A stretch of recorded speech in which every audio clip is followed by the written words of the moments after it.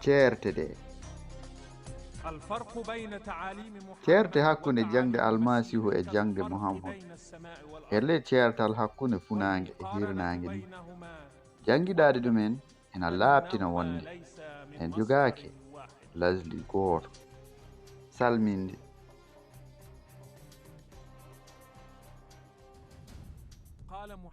e sahih muslim nelaaɗo wi'i oto ido yahude e chrétien en e salminaango so tawi on poti e gooto e maɓɓe e laawol dunniyel joomum e bitteende mum.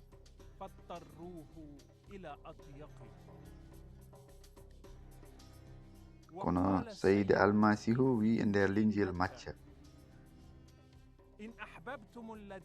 so tawi jireton tan ko yiɗɓe on o waɗi oɗon damino heen jenaari hay renndinooɓe juuti ene mbalira noon.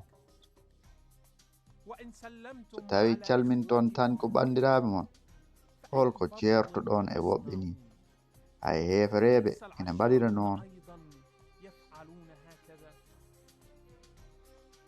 nden noon gone timmuɓe hono no baaba mon gonɗo dow asman woniri ni timmude.